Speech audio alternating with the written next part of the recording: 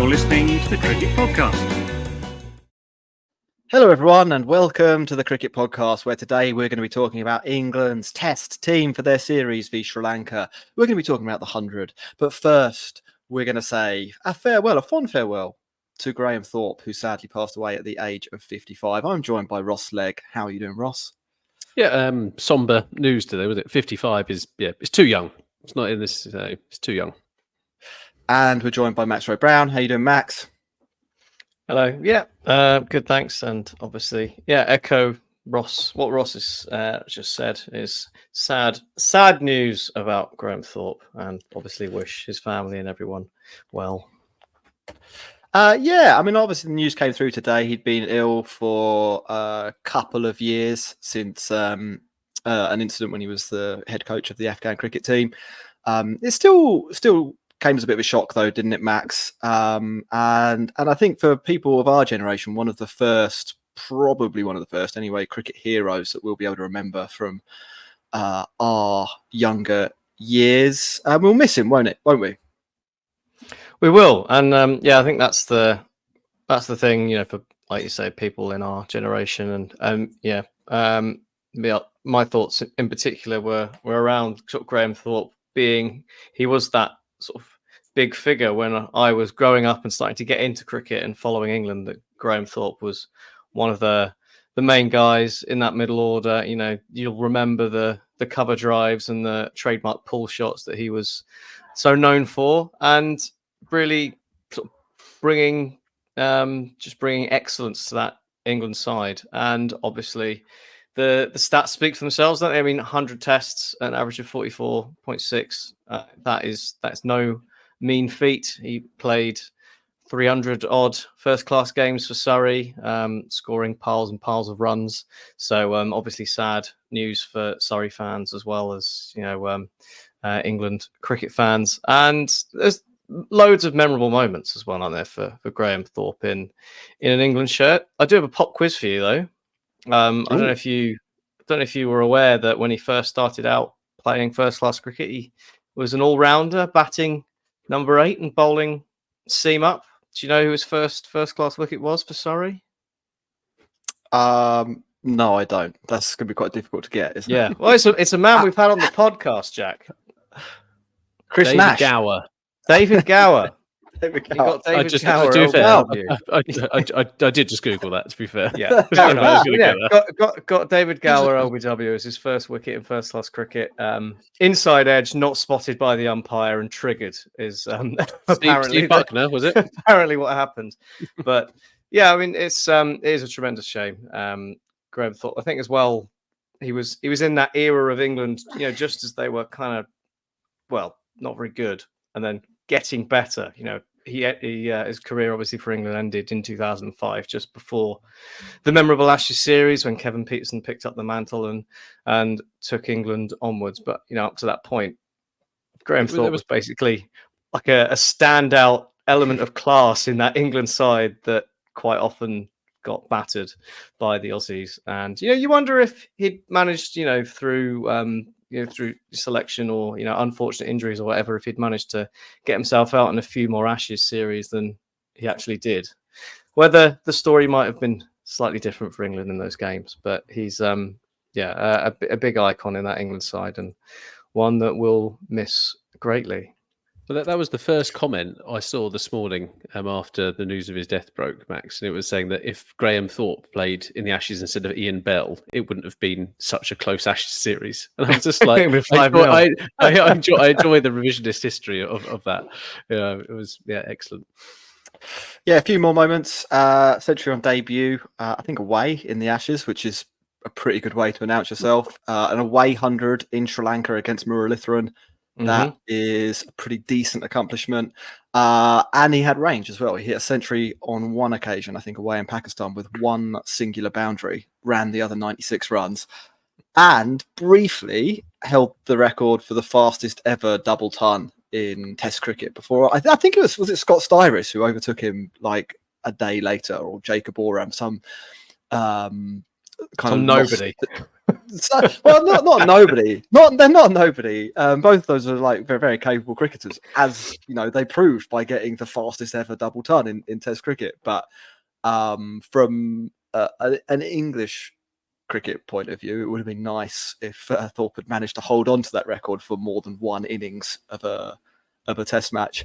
I think it's fair to say we'll miss Graham Thorpe. Meant quite a lot to us when we were youngsters, and still does. So wish his family well and his friends well. I think. Ross, anything from you? I think we always like to go out and think around the vibes element of someone. And wasn't Graham Thorpe one of the people who was got the party shut down when England last travelled to the Ashes? He was, I think, he was the batting coach, and they were out drinking till 6 o'clock in the morning. He was on the roof, yeah. And he lit up a cigarette or a cigar inside that got them kicked out. And it's bits like that as well. You want the personality to also go with the brilliance of it. And that's what kind of makes great sportsmen, right? So, yeah. I'm sure that's how he'd like to be remembered. None of those centuries we were just talking about. A time he smoked a cigar. Well, Nathan Lyon. No, I'm saying he brings the party as well as brings the professional. It's the human element, isn't it, Ross? Yeah, that's okay. It's like we said about Shane Warne. Fellas, we have to move on to some cricket now. There is a Test series coming up against Sri Lanka, which is still a little while away, I think, isn't it? It's 100th time at the moment. England have named their squad for that series. I'll run through it very quickly. Ben Stokes will captain them. That will be a surprise. Gus Atkinson, Shoaib Bashir, Harry Brook, Jordan Cox, new boy, Ben Duckett, Dan Lawrence, Ollie Pope, Matthew Potts, Joe Root, Jamie Smith, Olly Stone, Chris Wokes, and Mark Wood are, I think, 15, but maybe I counted that wrong. Matt, let's have your instant reaction. I mean, it's very much the same as it was before. Pennington out with an injury, Crawley out with an injury, Cox in. There's definitely an innuendo there, and I couldn't get it for the YouTube show for the banner at the top of the screen. And Olly Stone returns to the team. What do you think about all of that? It's interesting, isn't it? So obviously the Cox and Stone replacing Crawley and Pennington, both of whom are injured, but it says a lot about England's thought process that they've gone down these routes. Jordan Cox, Zach Crawley is the opening batter. He's injured. They've called up Jordan Cox, who isn't an opening batter, and Dan Lawrence is expected to open the batting, who isn't an opening batter. So it's quite, I suppose you could say, confusing and perplexing from the England staff in that they're not testing out, I suppose, someone who could replace Crawley in a future series if they needed someone to open the batting. But maybe they think Dan Lawrence has got the attributes that to do that. So it'll be interesting to see how that goes, first and foremost. I mean, Jordan Cox can keep wickets, so it's nice that there's a backup wicketkeeper in the squad. That's the first time that's happened for a short while. So I suppose plus points there. And then the other thing is on the bowling side, Olly Stone coming in. It's just more of that fetish for pace, isn't it, on that the England side on the Rob Key and the selection panels. You can see the thought process.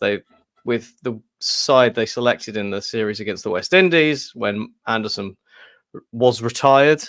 Mark Wood came in and it was Wood and Atkinson and Wokes offering the swing. So clearly that focus with Olly Stone coming in is continuing that element, that side of the bowling attack. They want the pace, they want the raw firepower to go at Sri Lanka, and I'd imagine it will probably be sufficient to overcome Sri Lanka in a Test series in England. But it is interesting to see that that's the route that they're thinking of going down. I don't know. I mean, it's not a huge, it's not exactly a like for like, is it, on the bowling side with Pennington? I think Pennington's pretty sharp, but also a bit more about skills with the ball, and Olly Stone is probably a bit more raw pace merchant that England have been looking for. In the nicest possible way to maybe us, we don't really know. And that's not to say we don't know who Pennington is, but there's a big difference between the amount of data you get from a county stream and like the word on the street or the word on the county circuit and what you see when a player plays in a Test match. Yeah. Like we Pennington was brought in because apparently he bowls quite quickly, and he can do some bits, and he's young, and England are thinking about the future. So he ticked a lot of boxes. But they didn't play him. It's quite difficult for us to sit here and say it's like for like or it isn't a like for like. While we're talking about likes, I do like Olly Stone. Good to have him back around. I think he's a test quality bowler when his body holds up, obviously. But yeah, in a way, wouldn't really be that surprised if we never heard from Pennington again from an England point of view. That's the kind of it's been a little bit of a merry-go-round on the seamers. Or if Olly Stone gets injured 5 minutes before the Sri Lanka series and we don't hear from him again either. Yeah, I mean, it is a bit like that. I mean, if you think about the England seamers we've had, and I haven't compiled a list here, so I'm going to miss some people out. But last summer, Josh Tongue, he was all the rage, wasn't he? Nowhere near the team. Is he injured? Not really sure. He's injured. Yeah, he's injured. Yeah. He is injured. Yeah, but we might not see from him. The Overtons, we had Matt Fisher, didn't we? Before that, we had Ollie Robinson. He's been jettisoned. He's definitely not injured. His county coach doesn't understand why he hasn't been picked. I think there are some other people who maybe do understand why he hasn't been picked. But it's not. He's been around the team, isn't he? Just coming back to fitness as well. Yeah, it hasn't been a settled bowling unit, and so we don't really know where Pennington ranks in England's depth charts and so on. Sam Cook, lots of people were touting his name, for example. He never got picked because he got injured. So who knows where we stand? Olly Stone, Ross, he could be a sheer desperation pick, or he could be opening the bowling for England in the all-important Ashes series in 18 months. What do you think about the seam bowling situation? I think it is what it is. I know it's what it is. It's again. Well, that's deep insight. Yeah. I'll throw more questions your way. You just don't know what you're going to get, right? Olly Stone before was hitting over 90 miles an hour and was there, but he has broken down on more than one occasion when he's been playing in and around the England squad. So it is a risk to kind of take it. Is Matt Potts actually ever going to play for England in that part? Because it kind of feels like he's just put in the team. Great squad bloke, absolutely brilliant squad bloke. But is he going to really be picked against Gus Atkinson after he took 22 wickets in the first Test series he played in? Mark Wood is touching 97 miles an hour in the last Test series. It's got about 100 according to Stokes. Stokes reckons it goes to 100. So it's one of those ones that it's almost like is it Matt Potts and Chris Wokes in the kind of trade-off there? But then Matt Potts is a far worse batter than Chris Wokes is. So it's a little bit just like maybe Chris Wokes is just going to play every Test match for England now moving forward, and he's our until de facto he's number 60. 8. Yeah, who knows? But I think it's great that Olly Stone is back. I think he offers some real promise to it, but it's really difficult to turn around and say, yes, he's a massive addition to this team where he's not had an elongated spell in the team, right? He's not demonstrated that he's got the fitness, and that's not ultimately his fault, right? People's bodies go through all kinds of different things, fast bowling. But yeah, I can't sit there and say this is a massive gain or not until we actually see him in action. Yeah, I think that's fair. Max, what do you think about Dan Lawrence opening the batting? I think it's odd. I think it's really bizarre. I really do. Has he ever done it?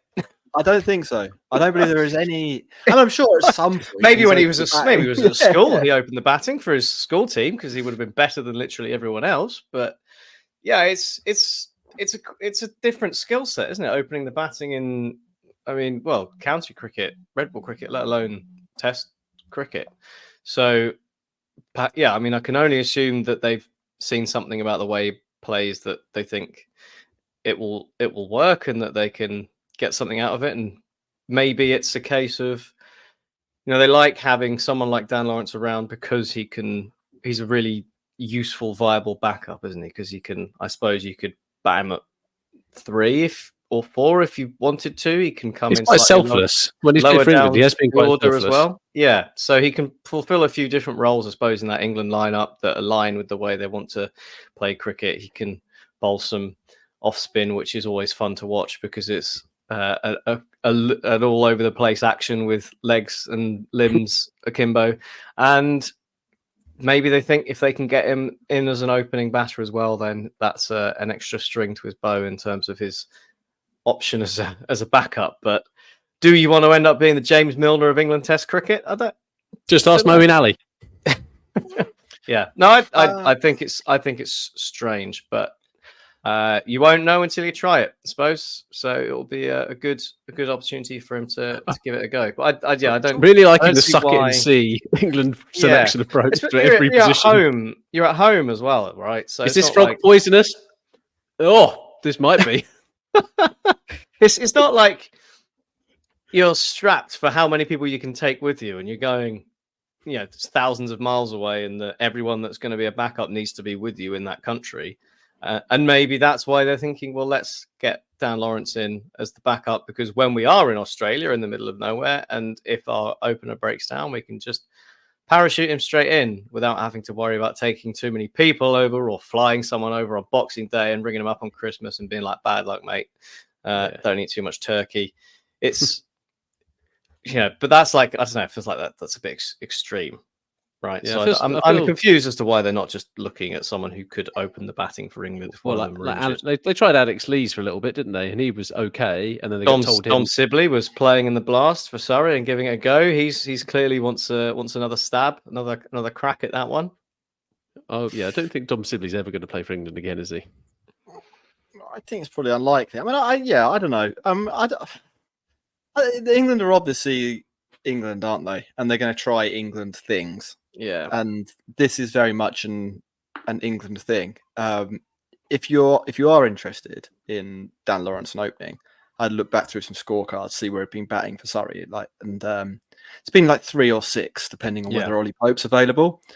He has actually opened the bowling though for Surrey this season. Yes. So it's not without credentials. He has done some opening. I don't know if it won't work. I mean, like if you look at England's 2 other openers, Crawley and Duckett, it didn't really look like Zach Crawley wasn't an opening batter for a very, very long time. And then that kind of worked out. And I'm fairly sure that Ben Duckett had been batting in the middle order for quite a while in county championship cricket. Well, he had been for England when he first came in, hadn't he? That was the role. He had opened the batting before, but it wasn't like, oh, here is a guy piling on the run. So maybe England don't think that the skills that you need, if you're Jake Libby in the county championship and you've been scoring pretty fluently for a couple of years, maybe they don't think those are skills that translate into Test cricket. Maybe they think just pick the better player and put them in a batting slot and I guess hope for the best. It does feel like a very England thing to think that, doesn't it? That like opening the batting isn't actually a skill in itself. Well, maybe it isn't. It will make you a good opening batter. The ball's just a bit harder, so it goes to the boundary quicker, Max. Yeah, I mean it's possible, total right? cricket. That's a total theory. Cricket. It's a perfectly That's viable what I'm theory. going with. Yeah, for a long time in football, people were like, let's fill the side with number 10s. We need a sweeper. The opposite of that. Yeah, they were like, you need a big, tall guy who can't really kick it at the back, and then you need like a couple of short guys who can run fast but can't really kick it on the left and the right, and then you need a big lump up front. There was a way you did things, especially in English football. Yeah, and then in other countries, pretty bloody effective on a Saturday afternoon in our league. Well, exactly. Yeah, no, and then in other countries, they were like, what happens if everybody on the team could kick the ball? And it turns out it worked really, really well. And so there has definitely been a shift.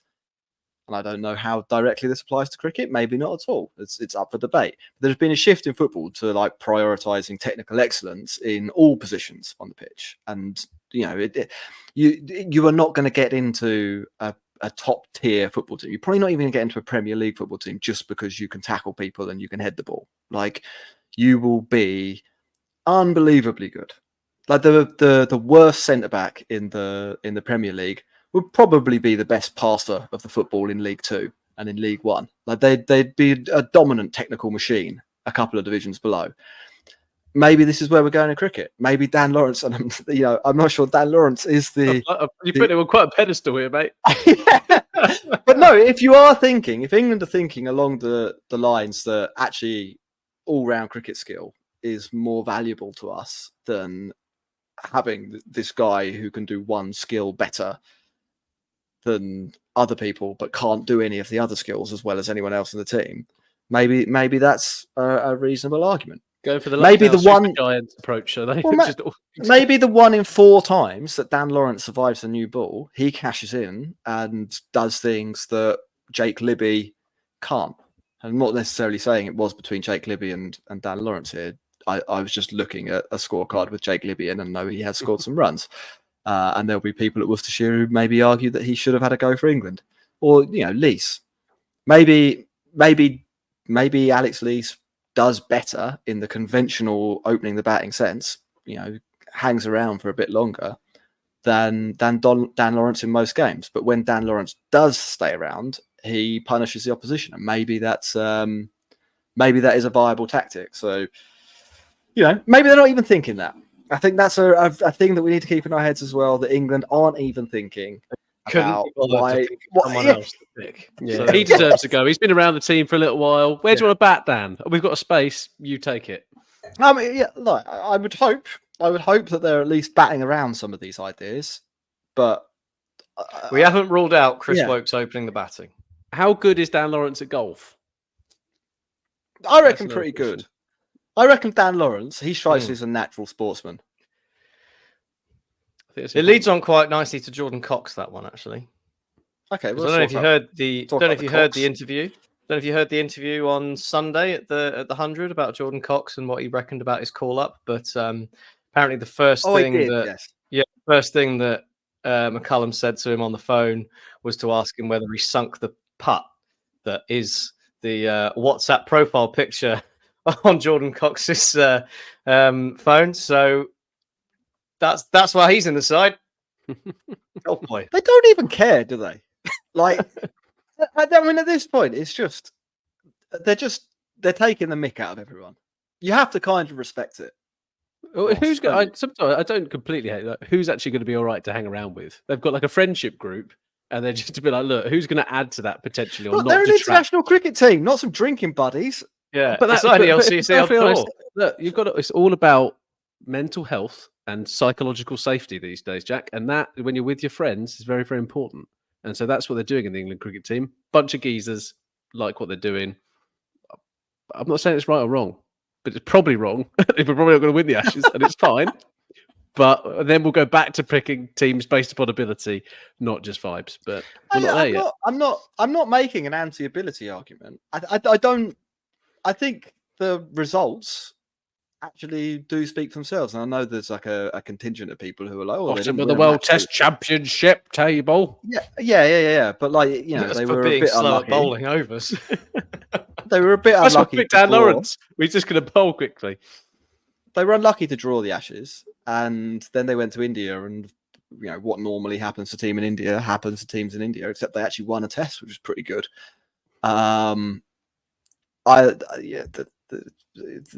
They're probably odds on to win 3-0 against Sri Lanka, barring weather. They are in a pretty good place, and what they're doing does seem to be working, and the tactics do seem to work. But they are objectively weird as well. Like, it is weird. That. It is weird when your captain says, "Yeah, he's going to bowl 100 miles an hour about any bowl, even Mark Wood. Like, he's just going to bowl faster than anyone ever." Despite, it's not going to happen, is it? Like, we're picking this spinner based on high release point. That's it. Literally, that's it. It's not their average. Not anything else. He's just quite tall, and you think he's going to be a bit of a pain in the arse to place. We're going to call up a new player. We're going to pick an opener. No, we're going to pick a good up and coming player. Certainly not an opener. A good up and coming player. And on the phone call, first thing we're going to ask is, "Are you any good at golf, or did you sink your putt?" Like, and as it turns out, Jordan Cox has actually had an injury. Can't even play golf at the moment. Not even fit to play golf. Didn't even do the most what have you done research. To yourself if you're not fit to play golf, but you're fit to play cricket? I'm not sure. I'm sure it must be some sort of rotational. I've no idea. Yeah, you can do Dr. Ganguly's in the house. Bloody hell. Yeah, I don't know. Anything else about this team? When did the test start? Should we look that up? That's probably important. 21st of August, so 3 days after the Hundo final. So it's at Old Trafford, which is, personally, I think one of the worst test grounds. But we're getting some late season cricket. Oh, there we are. We've got runs into September. I'm at the Oval for that. Nice. I don't Well, mind that. summer Like, seems to be getting later and later, doesn't it? So maybe It maybe does, this yeah. is the new time. I'm a little for bit gutted for England Zach cricket. Crawley, if I'm perfectly honest. I think he would have enjoyed playing against Sri Lanka. So I feel like he earned Sri Lanka. yeah, You know? Yeah. After Yeah, all, yeah. And now Ben Duckett's going to be sitting there going, "Thanks, mate." Ollie Pope as well, cashing in, making sure he's in the team for the next 2 years, and then hitting no runs against anyone else. Lovely. Yeah, so it is a shame for Zach, broken a finger. I don't know. We'll obviously do a show nearer the time talking about the Sri Lankans and stuff. It is when you say it's the 21st of August, 16 days before. That's a long time to pack, isn't it? Like it's half a month. 17 days. Gives you Well, time to name go it, and get but- fitted for some new clubs, Jack. That's true. I mean, surely by then Jordan Cox will be able to. Yeah, he might not be driving off the tee, but he can take a 5-iron, and Yeah. you know, He could caddy. Maybe that's why they've picked him. Reads the greens well. Yeah. Bit of a left to right Anyway- on this one, Baz. anyone want to make any outrageous predictions for that series? Not like any preview stuff, but like anything weird that you think will happen. Ross, you look like you've got something on your mind. No, I quite like. Is Batarana going to play? I think that's always the key part until like Sri Lanka really announce their side and kind of get into the meat and drink of that. No. Angela Matthews, is he going to be around and score a century against England like he typically comes and does? That's always Angelo quite Matthews, weird. Mancad. Yeah, that is very, very strange. But I'm looking forward to seeing Sri Lanka actually in Test match cricket. In the last couple of weeks, they've been playing against India in the white ball stuff, and they've actually run them pretty close. There's been a tie and a super over, and then a tie, and then they've won. So they're doing pretty well. So you're looking at hopefully a competitive series. And even if it's like, what would you rate the competitive series of England versus West Indies? 4 out of 10? Do you reckon on the competitive scale? I reckon if we can get to a 6 out of 10, that'd be worthwhile. So. Yeah, just look at those India results. I mean, I won't lie. India B, India A, yeah, Indian 1.5. You know, they've had got some proper players in the team, but they've also got some joke players in the team. It wasn't like the first thing I thought I would switch on. There's a whole Olympics happening. There's 100. I've not been all over it. We'll say that. I've been keeping an eye on it. I did have enjoyed the memes of the India collapse when they were tied. Shivam Dubey gets out. Arshdeep Singh goes for the slog sweep first ball. They need one to win. That's what you call composure. That's what you call composure. I mean, why would you do that? They had 2 and a bit overs. They probably would have got a wide. Like, Just stay there, Arshdeep. Just stay there. First one didn't even have a look. It was like, when you're a Punjab Kings player, though, Jack, you kind of get to do whatever you like. You know, if you've been picked in that team, you're there as a lottery player. So. Your role is comedy, not True. victory. Yeah. I also thought, again, like not all over this, but Jeffrey Van der Say, what a name for a cricketer! 6 for 33, skittles India in the ODI that they just played to give Sri Lanka the first win of the white ball series. Jeffrey, don't get enough Jeffreys, do we? Yeah, well, after boycott, kind of ruined it. We've had one. We'll leave that. Dujon, there's 2, isn't there? Jeff Dujon. No, I think that probably brings part 1 to an end, doesn't it? Make sure you click like and subscribe on whatever platform you're listening or watching on. We'll come back and Max will tell you all about Manscaped. And if you need some cricket equipment, head to the show notes where you can find the link to Series Cricket and shop to your heart's delight. Which one is it? Content. What's the delight phrase in that scenario? I'm not sure. Let's leave it. Enjoy part 2. Shopper's delight. Bye.